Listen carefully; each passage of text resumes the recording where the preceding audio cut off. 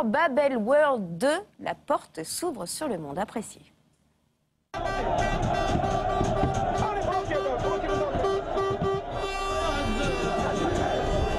Des images qui partiront, qui ne partiront jamais de ma tête, c'est voir tout ce monde, toute cette foule, partout pareil, c'était partout, à l'aéroport, sur le chemin, à l'arrivée, au milieu, partout.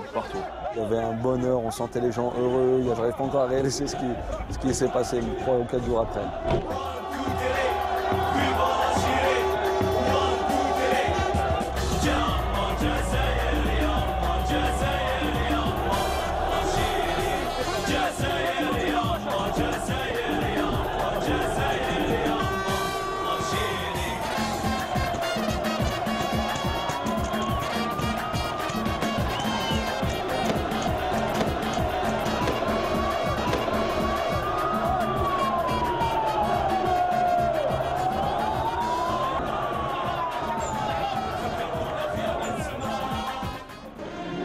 Trois heures de liesse, 3 heures pour effectuer les 15 km entre l'aéroport et le centre-ville. Est-ce que tu l'as déjà vu dans un autre pays? T'as déjà vu ça dans un autre pays? Hein? On est juste qualifié. Juste qualifié. Hein. T'as filmé au moins depuis qu'on est arrivé ici? Incroyable. C'est incroyable. J'ai jamais vu ça de ma vie et je pensais pas que ça existait. Bon, ça existe en Algérie.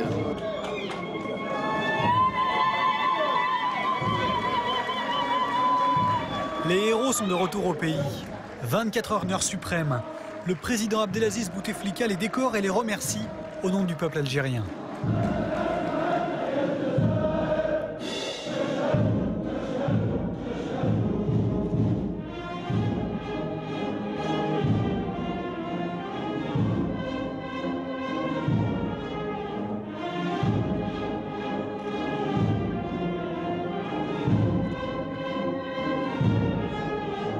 On sait qu'on a fait quelque chose de beau, on sait qu'on a fait quelque chose d'énorme en ramenant la qualification pour la Coupe du Monde. Maintenant, moi personnellement, je n'ai pas encore réalisé vraiment cette qualification. On est toujours un peu encore dans les nuages. Mais bon, d'ici quelques jours, on va remettre les pieds sur terre et on va reprendre le boulot. Mardi à Sétif, Khaled Lemouchia a rangé ses médailles et ressorti les crampons. Idem pour Antaryaya à Bochoum. Maintenant c'est reparti. Essayer de se remettre sur pied le plus vite possible pour reprendre le championnat. Yaya, le buteur du Soudan, encore marqué physiquement par la double confrontation face à l'Égypte. Un affrontement qu'il retiendra pour son intense et peut-être avec le recul pour sa préméditation.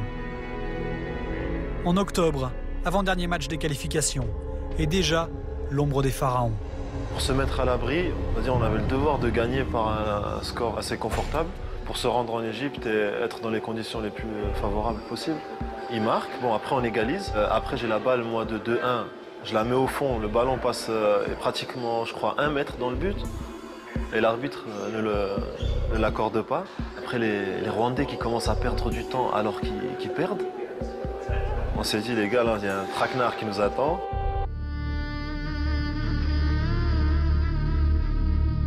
Le Caire, à 48 heures du match. Les Algériens débarquent avec un mot en bouche. Fraternité. Nous sommes des frères pour toujours. En face, de l'autre côté de la rue, le peuple frère.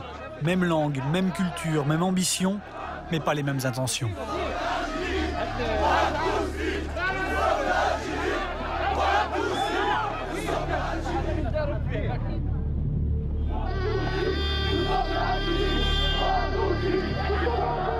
On est sorti rapidement de l'aéroport, donc nous on pensait que le plus dur était passé, mais en fait on s'était trompé. C'est vrai que sur le moment on a paniqué, on a eu peur, parce qu'on était tous allongés, on ne voyait pas ce qui se passait autour. C'était ça qui était un peu impressionnant.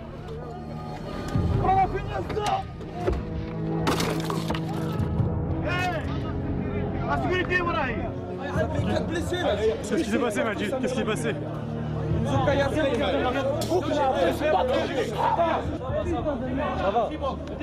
4 blessés avant même que le match commence. Nous sommes les seuls à filmer cette scène irréelle. Et ça dérange. Regardez avec quoi ils nous frappent. C'est ce qu'ils veulent. Regarde. Imagine un joueur, il prend ça dans la tête. Imagine. C'est ça le football. C'est ça le football. C'est ça le football. Pour qu'ils voient les gens, c'est pas un joueur. Après, tu te dis on est des frères. On n'est pas des frères. On va la gagner. On va gagner. À cause de ça, on va gagner.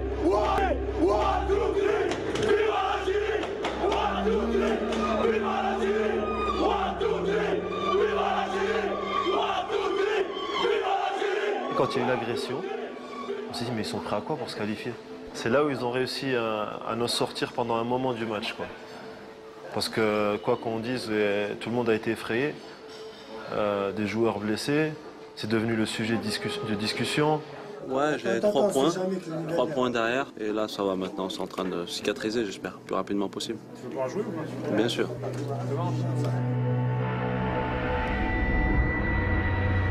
La peur cède peu à peu la place à la révolte. Tout le monde veut finalement jouer ce match.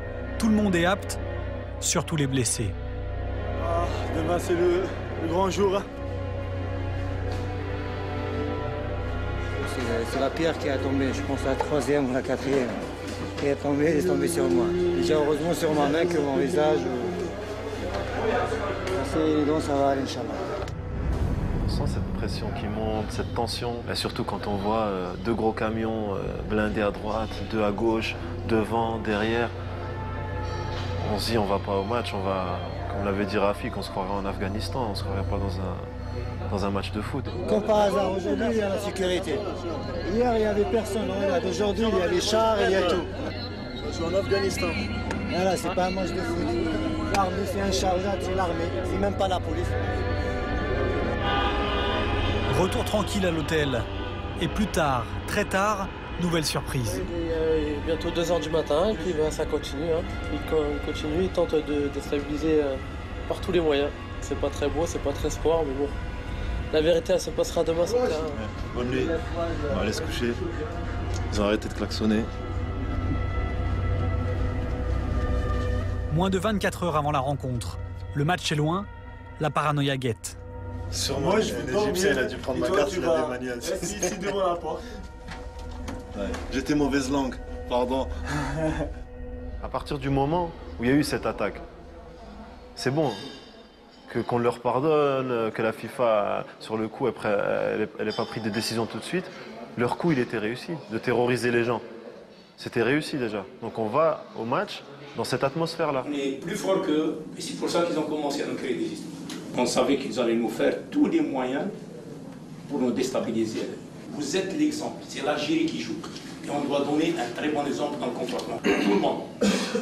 Y compris moi, parce que la dernière fois, je me suis énervé. On va aller au match. On va les battre sur le terrain. Et là, on va leur démontrer, on va leur dire, voilà, nous on mérite d'aller au Coupe du Monde. On est prêt pour le match. La guerre. Les champions, bon courage les champions. On rentre dans le match, on arrive au vestiaire, on se prépare. Et là, on rentre dans ce stade qui était incroyablement prêt à exploser. C'était un truc de malade, j'ai jamais vu ça. Tout ce qui criait en arabe, Égypte, Égypte.